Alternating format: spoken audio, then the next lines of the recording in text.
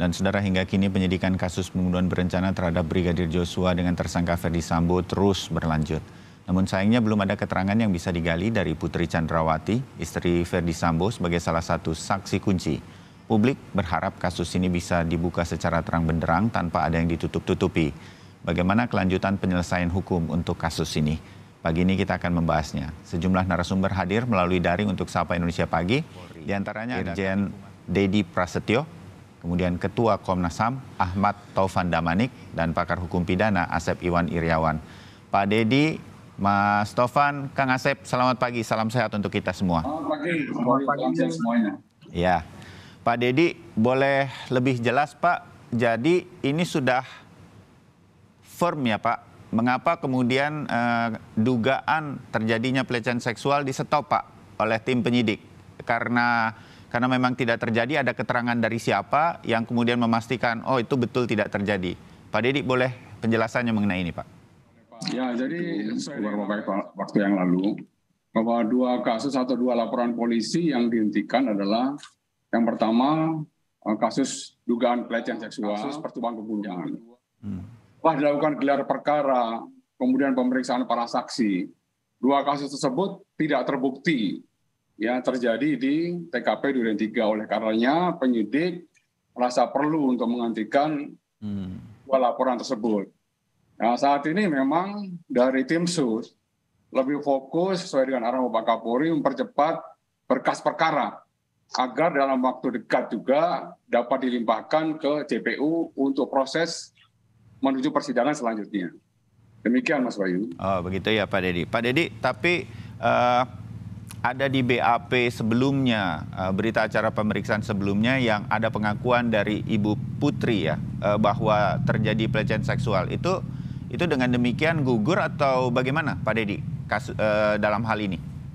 Ya tentunya dari penyidik masih mengagendakan dalam minggu ini akan memintain keterangan dari PC ya. Ya. Nanti dari hasil keterangan UPC juga akan dilihat keterangan para saksi-saksi yang lain yang sudah dimintain keterangan sebelumnya. Konstruksi peristiwa pidana yang terjadi bisa lebih jelas, bisa lebih konkret, nanti akan disandingkan dengan alat bukti yang saat ini juga sudah dimiliki oleh penyidik. Ya. Kapan Pak Dedi Ibu PC akan diperiksa? Minggu ini akan dijadwalkan untuk memintain keterangan yang bersangkutan. Oh, baik, ya. Saya pindah sebentar ke Mas Taufan. Mas Taufan, saya membaca beberapa perkembangan dalam akhir pekan ini.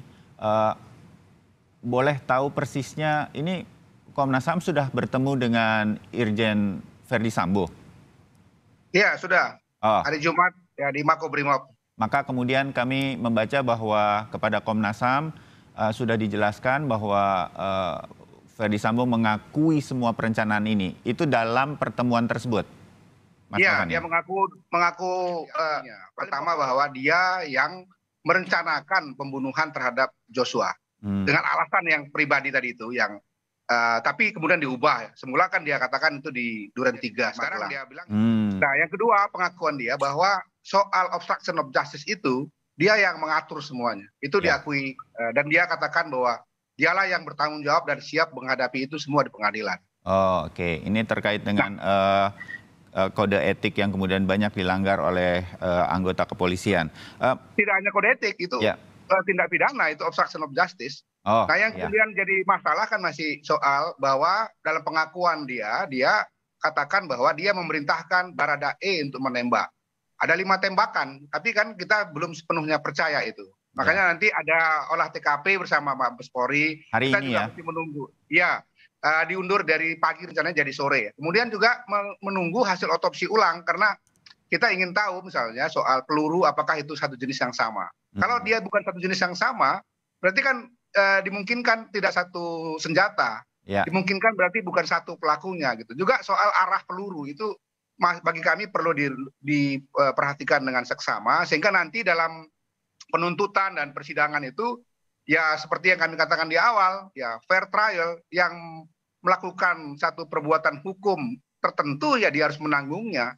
Tapi jangan sampai juga ada orang yang harus menanggung lebih dari itu misalnya kan. Dari awal saya punya concern itu sengaja saya pancing untuk soal Baradae. Janganlah dia menjadi tumbal dari semua ini, padahal sangat dimungkinkan ada pelaku-pelaku lain yang bahkan lebih tinggi ya perannya dibandingkan dia yang seorang Barada usia masih 24 tahun gitu. Itu kami maksudkan untuk menyentuh perhatian kita soal kemungkinan obstruction of justice yang kemudian akhirnya tindak pidana itu tidak sepenuhnya ditanggung oleh orang yang melakukan gitu. Ya. Baik, terbayang Mas Taufan.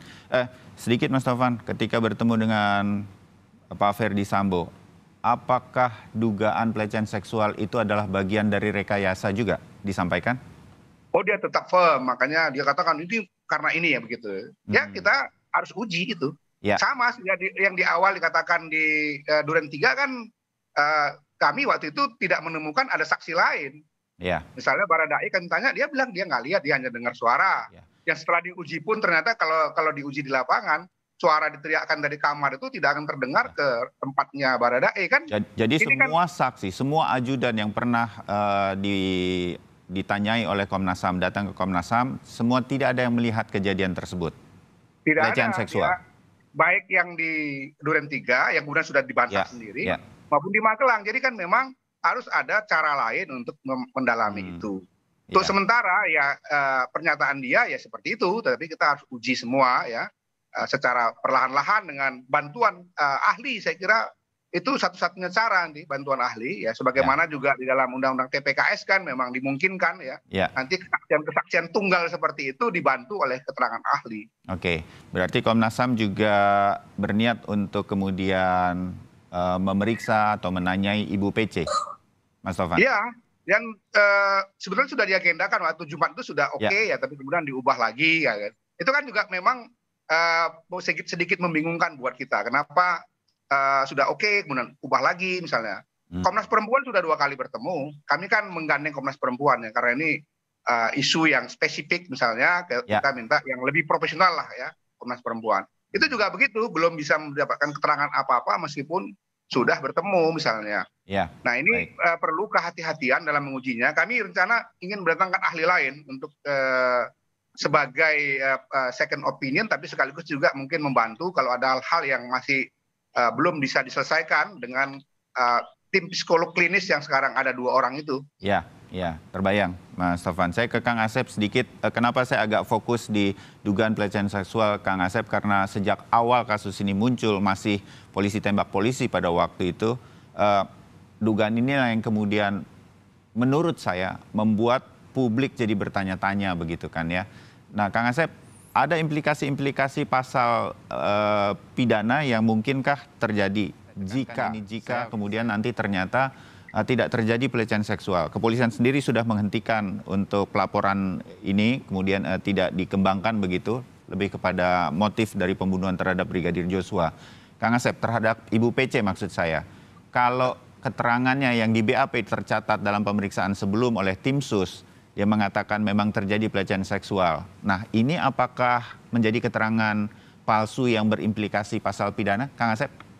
Ya, Mas Bayu, sejak Kabareskrim ya, sebenarnya perkara sudah jelas, perkara pembunuhan ya, FS yang menyentuh, yang melakukan, KR, KM dan membantu. Artinya perkara pembunuhannya kualifikasi sudah jelas, jadi terang benderang lah. Bahkan saya katakan telanjang gitu, karena sudah sangat jelas sekali diumumkan oleh 3 jenderal itu. Kedua, nah ada kasus tentang pelecehan, sebenarnya bukan pelecehan seksual, nggak dikenal istilah itu Mas Bayu, yang dikenal itu tindak pidana kekerasan seksual atau tindak pidana kesusilaan. Jadi nggak ada dileceh-lecehkan, kualifikasi pidana nggak ada pelecehan. Yang ada adalah tindak pidana kekerasan seksual atau ya kesusilaan. Kalau Mulyatno kesopanan. Oke. Nah sekarang ya, Bareskrim mengumumkan ya dihentikan atau apapun alasannya, memang 109 mengatakan itu belum tindak pidana atau bukan tindak pidana atau demi hukum.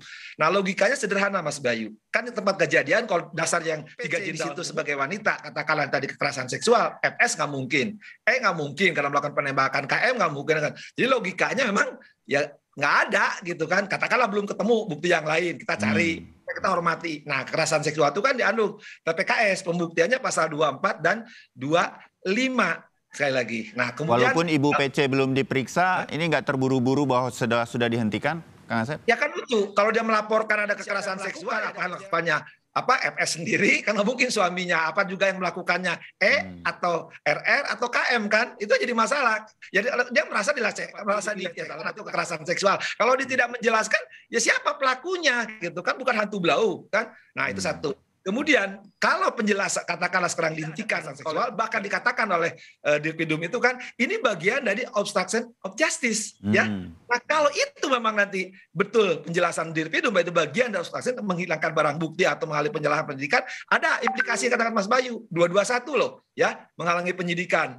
Kemudian juga kalau dia menyembunyikan barang bukti ya itu 233, lebih penting lagi Mas Bayu. Ya, kalau dia memberikan keterangan palsu 242, jadi ada implikasi-implikasi yang nanti kewajiban kopnya Jenderal Dedi ini untuk menjelaskan nanti kan, karena ini laporan ya tadi di awal udah jelas itu mengatakan ini bagian dari obstruction of justice.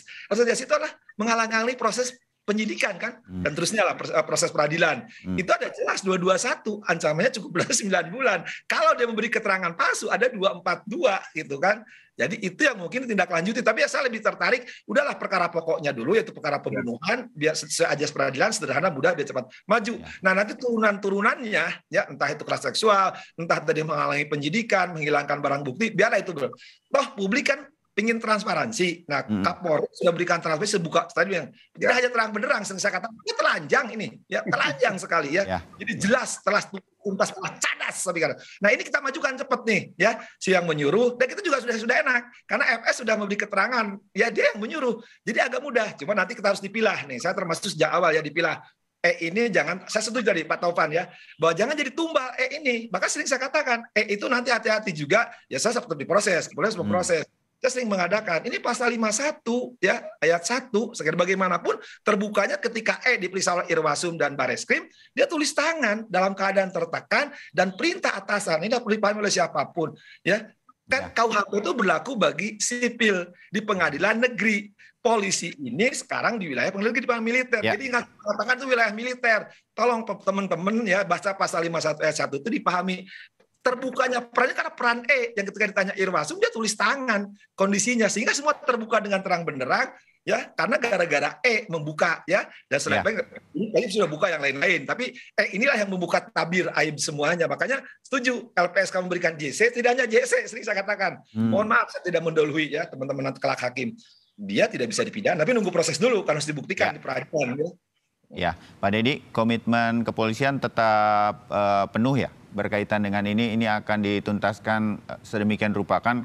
Kalau Kang Asep berkali-kali ini dalam ngobrol sama kami di Sapa Indonesia Pagi terutama, dan juga Mas Taufan, Komnas HAM yang lain juga akan terus, apakah hanya satu-satunya yang kemudian melakukan pembunuhan begitu, menembak pertama kali lah begitu bahasa kitanya, bahasa di publiknya, itu hanya Baradae atau ada yang lain begitu. Ini semua dalam rangka ke arah sana, termasuk ke Magelang dan lain-lain. Tim khusus ini akan melihat ini semua, Pak Dedi. Ya betul Mas Wadi. Jadi sesuai dengan perintah Bapak Presiden, kemudian sesuai dengan amanat undang-undang bahwa Polri akan membuka kasus ini secara terang-benderang. Tentunya Mas Bayu, berdasarkan proses pembuktian secara ilmiah atau saintifik. Ini kita lakukan terus. Dan proses dari penyidikan yang dilakukan oleh Polri ini bersifat transparan.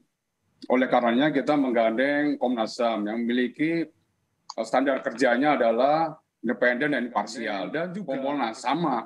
Kompolnas juga imparsial dan juga independen. Serta dalam proses pembuktian ilmiah ini, khususnya dalam otopsi yang kedua, kita juga menggandeng Persatuan Kedokteran Forensik Indonesia. Yang dalam waktu tidak terlalu lama lah, nanti dari hasil otopsi kedua ya akan menyampaikan hasil otopsi yang kedua. Yang saya dapat informasi untuk prosesnya sudah 90%, artinya tinggal sedikit lagi. Apabila sudah selesai, tentunya akan diumumkan bentuk transparansi dari proses penyidikan yang dilakukan oleh tim sus. Bapak Kapolri membuka akses yang seluas-luasnya kepada Komnas HAM yang akan melihat dan meninjau langsung TKP ataupun melihat TKP langsung di Duren 3 yang nanti akan didampingi oleh Lapor, kemudian oleh Inavis dan juga oleh kedokteran forensik. Ini menunjukkan komitmen kami. Ya, kami akan terbuka, kami akan transparan, dan juga Bapak Kapolri menekankan tim sus harus juga memberikan informasi secara update kepada media dan masyarakat. Ada hal-hal yang bisa dibuka ke publik dan ada hal yang masuk ke dalam materi inti penyidikan tentunya nanti akan dibuka di dalam proses persidangan di pengadilan nantinya. Ya. Ini komitmen Bapak Kapolri. Demikian. Ya, ya Pak Dedi, kita tunggu. Pak Dedi, sedikit mengenai tim khusus yang berangkat ke Magelang begitu. Ini dalam gelar perkara atau sesuatu yang mungkin bisa disampaikan kepada publik, memang motifnya akan lebih terjadi di sana ya, di Magelang, sehingga berangkat ke sana. Apa yang memicunya itu di Magelang, Pak Dedi? Ya, tentunya itu bagian dari yang nanti akan didalami oleh tim sus. Tapi saya sependapat apa yang disampaikan oleh Kang Asep, kasus ini sudah terang benderang. Jadi ketika penyidik sudah menetapkan pasal 340, subsidiar 338, junto 556, di pasal 340 itu perencanaannya sudah sangat clear. Ya. Oleh karenanya penyidik lebih fokus kepada perbuatan dan pertanggungjawaban pidana yang dilakukan oleh masing-masing yang sudah ditetapkan sebagai tersangka. Baik 340 subsidiar 338 untuk saudara FS, kemudian yang untuk lainnya juga turut serta KM maupun Barada Brigadir RR, untuk Barada E dikenakan 338, junto 5556 itu semuanya nanti akan dibuktikan di pengadilan. Karenanya penyidik betul-betul melengkapi 184 alat bukti semuanya dilengkapi dan juga seluruh barang bukti yang sudah disita dan dianalisa oleh penyidik itu pun nanti akan dihadirkan di persidangan sesuai dengan pasal 39 KUHP ya, itu nanti akan dihadirkan semuanya dan itu nanti akan diuji oleh majelis hakim. Begitu Mas Bayu. Ya. Pak Dedi, sebelum kita break bagian pertama ya dalam kasus ini, apakah tim sus sejauh ini melihat dari keterangan para saksi tentunya yang kemudian dicocokkan dengan scientific cara-cara secara saintifik begitu, apakah yang melakukan pembunuhan hanya Barada E, ya atau tidak, Pak Dedi? Ya tentunya itu masih dalam bagian proses pendalaman oleh tim sus ya, Mas Bayu. Pak Dedi belum mau menyampaikan ke publik jadi ya? Tim sus kan tetap kita bagi menjadi dua. Ya, proses penyidikan tetap masih berjalan dan proses yang dilakukan oleh Itsus hari ini kita sudah memeriksa 63 orang. Dari 63 orang ini yang sudah dijadikan terduga pelanggar itu ada 35 orang. 35 tepatnya ya Pak? 35 orang ini ada perubahan yang baru saya dapat hari ini. Ditempatkan di Provos itu ada 8 orang, kemudian di Makobrimob itu ada 9 orang, kemudian di Barreskrim itu ada 2 orang. Jadi semuanya ada 19 orang. Ini akan didalami dan ini akan dibelah-belah. Mana yang masuk pelanggaran kode etik, mana yang masuk dalam obstruction of justice gitu, Mas Bayu. Baik, nanti kita berkembang ke sana Pak. Bagian kedua kami break dulu. Pak Dedi, Mas Tovan, Kang Asep tetap bersama kami. Kami akan segera kembali. Dialog lagi, bongkar tuntas kasus pembunuhan Brigadir J, saudara. Masih bersama para narasumber, Kadif Humas Mabes Polri, Irjen Dedi Prasetyo, Ketua Komnas HAM, Ahmad Tovan Damanik, juga pakar hukum pidana Asep Iwan Iriawan. Mas Tovan, saya juga membaca dalam akhir pekan ini berkaitan dengan Komisioner Hoirul Anam, Komnas HAM, yang mengatakan mendapatkan rekaman sekitar 1 jam, ada percakapan yang sangat mempengaruhi apa yang terjadi pada hari kejadian antara Ferdi Sambo dengan Ibu PC. Benar ya, ada rekaman tersebut dan ini rekaman ini saya sebut atau kita duga karena membacanya di artikel begitu yang memicu sesuatu kemudian terjadi pada hari H tersebut. Mas Tovan. Sebetulnya bukan rekaman Mas, tapi lebih dari hitungan waktu itu ya. Jadi ketika Pak Ferdi Sambo pulang 3-4 menit kemudian Ibu PC dengan rombongannya itu kan sampai. Ya. Kemudian Ibu PC dan rombongan PCR misalnya. Setelah itu dari keterangan kita dapatkan 1 jam lebih itulah menurut mereka ya antara Pak Sambo dengan beberapa ajudan itu mereka katakan disitulah kemudian Ibu PC ini menjelaskan seluruhnya apa yang terjadi di Magelang. Gitu. Ya. Dan di situ dia mulai merencanakan kemarahan muncul. Komunikasinya bertemu langsung Ibu PC dengan Pak Ferdi? Iya, 1 jam lebih yang kita hitung itu. Jadi kan dia sekitar jam 3:30 ya, 15.30-an gitu, sampai Kemudian 4 menit kemudian Ibu PC sampai. Setelah itu selang 2-3 menit mereka PCR ya. Artinya Ibu PC dengan Barada E, Joshua dan Ricky yang lain-lain itu ya PCR ya, yang dari Magelang ya. Kalau Pak Sambo kan sudah datang 1 hari sebelumnya dengan pesawat. Ya. Nah setelah itu baru keluar dari rumah itu lagi menuju rumah dinas itu sekitar jam 17:07. Ya. Jadi 1 jam lebih itulah mereka membicarakan apa yang terjadi di Magelang dan kemudian merencanakan bersama RR itu dan KM itu yang sebetulnya terjadi ya. Tapi bukan dalam bentuk rekaman pembicaraan, tidak. 1 jam lebih itu didapatkan informasi bahwa mereka FS tahu secara detail apa yang dialami oleh istrinya, kemudian merancang tindakan pembunuhan itu. Itu pengakuan FS dan pengakuan dari yang lain-lain. Nah, tapi kan sekali lagi ini kan pengakuan mereka kan. Ya. Itu yang harus diuji juga kan. Apakah benar seperti itu dan lain-lain, termasuk motifnya kan.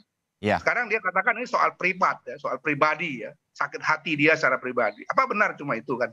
Itu harus didalami. Saya kira tim penyidik sekarang akan berangkat ke Magelang, kita nanti akan cari bukti-bukti lain, itu saya kira yang akan memperkuat dakwaan nanti di pengadilan supaya tidak keliru dalam membuat dakwaan dan kemudian vonis hakim. Ya. Itu penting saya kira. Ya, akan menjadi cerita yang sesungguhnya kira-kira begitu ya. Saya ke Kang Asep. Kang Asep, dalam perbincangan tersebut, kalau bagi saya begitu Kang Asep, ada 2 kemungkinan kan. Ini terjadi perselisihan yang kemudian memicu Ferdy Sambo kemudian melakukannya, atau memang sudah disiapkan. Perbincangan ini juga termasuk merencanakan sesuatu yang akan terjadi selanjutnya. Dalam bayangan saya, apakah mungkin Ibu PC juga berada dalam tekanan sehingga kemudian keterangannya dalam BAP sebelumnya, sebelum dengan tim sus begitu yang sekarang belum bisa memeriksa, itu adalah terjadi kekerasan seksual tersebut. Artinya keterangan Ibu PC yang kita terima sekarang mengalami kekerasan seksual ini dari Brigadir J itu adalah hasil rekayasa sebetulnya. Kira-kira begitu. Kang Asep, menurut Anda? Mas Bayu, kalau saya ya, karena sekarang status saya disangkakan 340 subsidiar 338, jadi ini saya di situ. Kalau cerita-cerita lain ya, apalagi komentator urusan orang dewasa, emang menimbulkan pertanyaan. Tapi bagi pihak-pihak lain seperti ataupun menyelidiki, silahkan itu ya. Orang mengatakan motif. Kalau saya justru bukan motif, justru unsur. Justru nanti pertanggungjawaban penyidik ini menyangkakan 340 Yunto 338. Plus ya dengan pasal 556 itu yang harus dipertahankan oleh penyidik sampai kepada kejaksaan. Nanti kan jaksa membuat bagaimana dakwaan itu 3 kata ya, harus cermat, jelas, lengkap. Jadi bermain di locus tempus delicti. Jadi pembunuhannya kan kejadian di TKP ya. Soal arti di setelah Kapiten Pak Topan jam-jam menentukan itu hal lain bagi saya. Saya tidak terlalu mungkin bidangnya Pak Topan. Saya justru nanti bagaimana 340 ya, Yunto 55, Juntis 56 ya, subsidiarnya 38 itu. Dan menurut saya pasal 3438 itu enggak, sangat mahal sekali lagi. Gampang, barang siapa? Orang ya. Barang, ya pelakunya jelas FS, RR, KM, gampang. Sengaja, ya sengaja itu willing and witten. Dia mengetahui dan menghendaki. Betul sekali apa yang disangkakan oleh kepolisian. Bedakan untuk 338 karena dia ikut merencanakan. Ya. Perencanaan itu, nah saya 3 sekali dulu. Dia menghendaki kan, FS entah tadi cerita yang Pak Topan itu akan dicari kan latar belakangnya. Kenapa dia menghendaki? Kenapa dia mengetahui? Nah, tapi bagi saya sudah jelas ya, menghendaki. Terbukti kan dia menyuruh itu sudah menghendaki. Nah, perencanaannya ada jeda waktu, ada ketenangan dia melakukan tindakan, itu sudah terbukti hilangan nyawa. Jadi seperti dikatakan terang-terang benerangnya sudah jelas. Nah, bagaimana cerita ini nanti dihadirkan kepada jaksa P19 atau P21 ya, waktu seminggu, 2 minggu berarti, tapi saya pikir ini cepat lah, jaksa sudah mempersiapkan. Di hadis sidang itu hanya dibuktikan tempus fokus deliktinya. Jadi karena pasalnya pembunuhan, itulah kejadian yang dibuktikan. Soal embel-embel yang sekarang, maaf ya, netizen, deterjen, dan semuanya pada cerita, bagi saya enggak, apalagi ini maaf ya, saya katakan berkali-kali lagi. Saya protes komentarnya Menteri Komentator ini. Janganlah memancing-mancing, ini urusan orang dewasa. Jadi akhirnya ceritanya kemana-mana. Yang tidak jelas itu bukan persoalan hukum, itu persoalan emak-emak ya di dapur, persoalan bapak-bapak di warung kopi. Persoalan sekarang udah dibatasi oleh penyidik ini loh, 340, 338, ada yang penyertaan, ada yang membantu. Nah, soal hal-hal lain dari Magelang ke Jakarta, di situ ada detik-detik, biarlah itu konsumsinya ya institusi lain untuk menjelaskan, karena saya ya mulainya dari itu, dari pernyataan 3 jenderal itu kan disangkakan. Nah, sebagai tersangka, sejarah sistem peradilan, sejarah penyidikan, bayangin Kapolri, Iswasum, Barreskrim Umum, tindak pidana. Nah, inilah yang harus dikejar terus, jangan sampai lolos. Menurut saya gini, ketika bicara pembunuhan, orang disajikan opini-opini yang di luar pembunuhan, jadi orang lupa pembunuhannya, malah tertariknya cerita-cerita yang ya tadi istilah menteri komentator itu adalah orang dewasa gitu kan, yang saya memang hati-hatilah Pak Menteri Komentator, jangan beri pernyataan yang sehingga orang jadi penasaran. Jadi cari-cari terus kan, akhirnya lari ke motif gitu kan. Padahal motif itu bagi hakim cuma nanya nanti, kenapa Anda melakukan pembunuhan? Bla bla bla. Itu hanya meringankan dan memberatkan aja. Oh, terbayang Kang. Nanti akan bisa di pengadilan juga. Walaupun begitu tampaknya Pak Dedi semua ini terus didalami sehingga ceritanya nanti bisa cerita sesungguhnya ini sampai ke motifnya sekalipun. Itu sekarang tampaknya bagi tim sus juga terus ditelusuri dalam semangat menjaga komitmen untuk kepolisian. Pak Dede ada komentar berkaitan dengan ini, supaya publik juga mengerti bahwa tadi Kang Asep sudah mengatakan kasus ini adalah pembunuhan berencana sesuai pasalnya. Itu sebetulnya sekarang sudah terang benderang. Pak Dede. Ya, saya sangat mendapat apa yang disampaikan oleh Kang Asep. Jadi fokus daripada penyidik ini adalah proses pembuktian secara ilmiah terkait menyangkut masalah pasal yang disangkakan. Pasal 340, Subsidiar 338, Junto 5556. Ketika kita berbicara pembunuhan berencana, seperti yang Kang Asep sampaikan, jadi yang pertama yang dilihat adalah kehendak tenang. Jadi pelaku melakukan ini betul-betul harus ada kehendak tenang. Kemudian ada jeda waktu. Jadi perencanaannya. Kemudian juga ketika dia melakukan juga perbuatannya juga seperti tadi kehendak tenang dalam keadaan tenang. Oleh karenanya dari penyidik, dari seluruh pemeriksaan para saksi, kemudian alat bukti yang dimiliki dan barang bukti yang berhasil disita, merumuskan bahwa konstruksi hukum terkait menyangkut masalah peristiwa ini ya terhadap Irjen FS diterapkan pasal 340 Subsidiar 338 Junto 5556 termasuk 3 tersangka lainnya. Ini menjadi fokus kami. Dan sesuai dengan perintah Bapak Kapolri, harus cepat tim sus untuk segera memberkas perkara ini dan segera dilimpahkan ke jaksa penuntut umum. Ya. Begitu. Baik, Pak Dedi. Pak Dedi, sedikit berkaitan dengan ini juga menjadi perbincangan juga sih di publik begitu. Banyak sekali anggota kepolisian yang sekarang dianggap melakukan atau diduga melakukan pelanggaran kode etik dan nanti akan dilihat. Ya kan Pak Dedi berkali-kali mengatakan apakah ada kemungkinan melanggar pidana sehingga kemudian kena pasal pidana.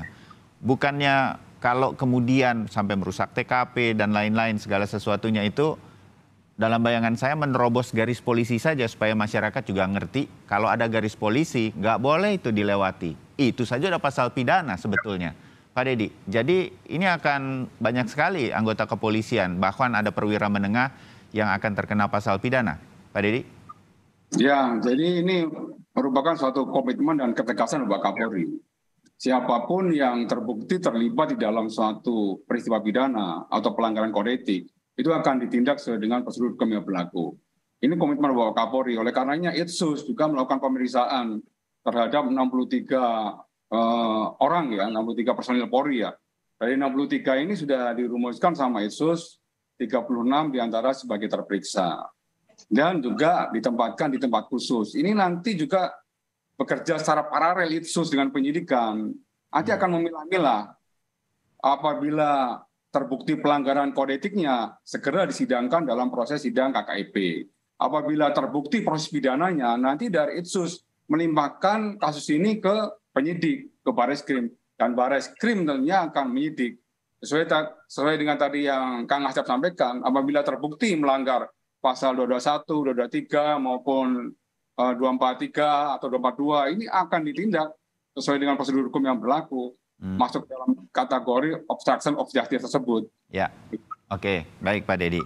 Saya ke Mas Tovan sedikit yang berkaitan bahwa Komnas HAM nanti sore bersama tim sus dari kepolisian akan melihat lagi atau mengolah TKP, tempat kejadian perkara. Mas Tovan, dari keterangan Ferdi Sambo sendiri memang sengaja dilakukan perusakan tempat kejadian perkara, bukti-bukti dan lain-lain sehingga menyulitkan nantinya penyelidikan berlangsung.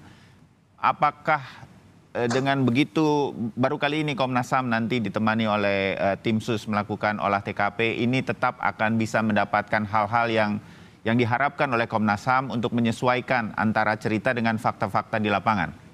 Masih akan betul, ini masih punya harapan besar, Mas Taufan? Oh iya, setelah masuk minggu-minggu keberapa itu, tim sus bekerja, kemudian kita mendampingi dengan cara kita sendiri, itu memang kan berubah drastis itu. Dari pernyataan-pernyataan di awal yang disampaikan seolah-olah kejadiannya tembak-menembak, ada penodongan senjata yang kemudian setelah kami periksa ternyata mereka tidak menyaksikan penodongan senjata kan gitu. Itu kan berubah drastis ya. Kemudian langkah yang kemudian melakukan pemeriksaan oleh Irsusnya Polri terhadap 60-an itu, menurut saya itu harus kita apresiasi. Kami kan tugas kami yang lain kan juga adalah pengawasan eksternal. Dan itu kita sepakati dalam satu MOU yang diikat antara Ketua Komnas HAM dengan Kapolri. Jadi memang itu fokus kita terus dalam berbagai kesempatan tim sus ini koordinasi terus dengan Komnas HAM dan ya alhamdulillah sekarang semakin terang benderang. Pertama soal kasusnya sendiri sudah semakin terang benderang. Yang kedua soal langkah-langkah obstruction of justice itu bisa jadi bagian untuk pembenahan internal Polri yang mungkin akan masukkan di dalam rekomendasi kami ini. Karena kami kan nanti hasil akhirnya adalah rekomendasi. Kalau penyidik hasil akhirnya ke pengadilan. Gitu. Oke, jadi salah satu rekomendasi dari Komnas HAM nanti, obstruction of justice ini akan juga dikeluarkan berkaitan dengan masukan untuk internal kepolisian, begitu? Ya, itu untuk pembenahan di internal dan saya kira ini adalah satu kesempatan besar juga buat Polri untuk memperbaiki ya satu citra yang sempat begitu rupa ya katakanlah mengalami distrust dari publik.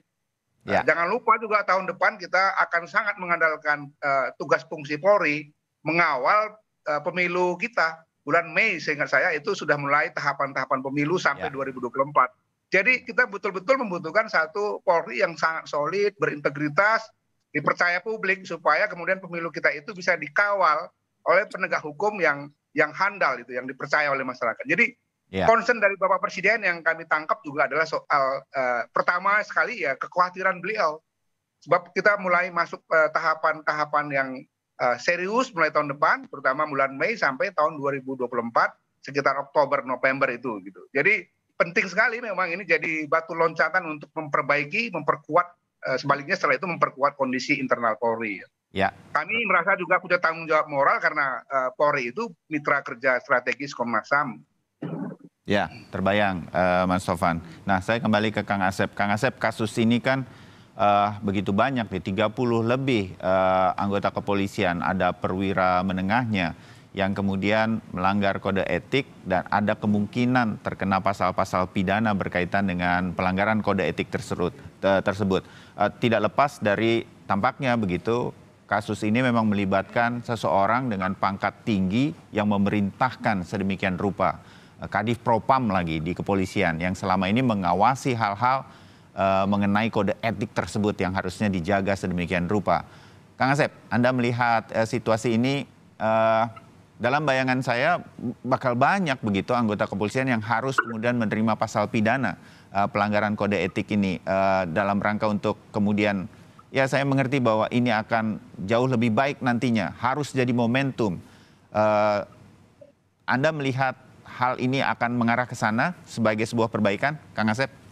Terima kasih. Sebelum itu saya menarik apa yang dikatakan oleh Pak Taufan Damanik. Menjelang 2024 janganlah perkara pembunuhan ini jadi panggung politik, apalagi promosi orang-orang tertentu. Itu yang penting. Saya menarik dari Pak Taufan. Yang kedua juga masih menarik dari Pak Taufan Damanik. Kedua, ya, nah masukan-masukan Taufan kan sinyalnya udah dikasih oleh Dirpidum, ya, kekerasan seksual atau pelecehan seksual tadi, ya, bagian dari obstruction of justice. Artinya ada orang yang menghalangi, ya. Ada yang merusak barang bukti. Tadi kata oleh Pak Jenderal Dedi juga. Ini harus ditindaklanjuti. Nah, ketika ditindaklanjuti artinya apa? Ya sesuai arahan Presiden, buka seterang-terangnya, buka sejelas-jelasnya. Kapolri juga, ayo buka, libatkan semua. Nah, sekarang kan terbukti. Saya tahu jumlahnya. Pak Didi yang tahu jumlahnya. Hampir 30 kan? Perwipati, perwira menengah, sampai bawah, yang dirumahkan, dimakobrimob kan. Nah, artinya apa? Ada keinginan, ada politik will, ada kemauan dari kepolisian untuk membuka diri, dan kita senang kan ketika polisi membuka diri seterang-terangnya. Kita bilang sama kalau kamu menggunakan telanjang, malah melibatkan Komnas HAM, semua institusi, orang-orang aksinya, malah TNI, dokter semua dilibatkan. Nah, maka sering saya katakan sejak awal kita harus percaya kepada prosedur. Boleh orang tidak percaya sama kopnya Pak Deddy, boleh menyangka menduga, itu haknya mereka. Tapi kalau prosedur nggak dihormati, ya gimana Republik ini yang menang penyidik hanya polisi, bukan polisi, bukan pamong praja, apalagi polisi-polisian. Nah, ketika polisi sudah bekerja melibatkan institusi lain, dibantu oleh Komnas HAM dataranya untuk motif dan sebagainya. Ya kalau kita enggak, nah terbukti kan untuk turunan perkara pembunuhan itu, ya yang katakan dari pasal 221 atau 220 atau 233, ya kita tunggu. Tapi itu kan bagi saya tidak terlalu penting. Sekali yang penting itu ini, yang 4 orang cepat proses supaya kami menyaksikan cepat selesai. Nah, 4 selesai cepat diputus menjelang Mei tadi yang katakan Pak Taufan. Jangan banyak orang-orang sekarang menggunakan alat ini. Ujungnya saya udah tahu lah orang-orang cari promosi dirinya sendiri, atau ujungnya akan menghantam polisi pimpinannya. Udah ketahuan lah. Saya bukan ahli politik, tapi nampak setelah dibuka semua 4 orang, loh kok nyerangnya institusi, nyerangnya personal, apalagi ya mempromosikan dirinya untuk 2024. Nantilah itu bagian orang politik, bukan bagian orang hukum. Terbayang. Pak Deddy, bagian akhir Pak, komentar berkaitan bahwa kasus ini tetap akan menjadi pertaruhan bagi kepolisian untuk citra kepolisian, apalagi menjelang 2024 nanti. Ini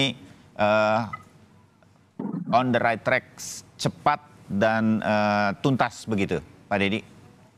Ya, jadi Mas Bayu, Bapak Kapolri selalu mendengarkan apa yang menjadi aspirasi seluruh komponen bangsa ya. Dari Pak Menko Polhukam, dari Kompolnas, dari Komnas HAM, dari berbagai macam pakar, juga dari masyarakat termasuk dari pihak Brigadir Yosua. Pak Kapolri mendengarkan, apalagi komitmen Bapak Kapolri sesuai dengan perintah Bapak Presiden agar kasus ini dibuka secara terang benerang, secara apa adanya. Ini sudah Bapak Kapolri tunjukkan. Oleh karena komitmen kami tetap Pak Kapolri memerintahkan kepada tim sus untuk bekerja fokus menuntaskan kasus ini. Kemudian Itsus juga sama, secara paralel juga menuntas kasus ini agar betul-betul semuanya juga dapat mengkawal kasus ini sampai dengan persidangan. Dan dilihat komitmen itu.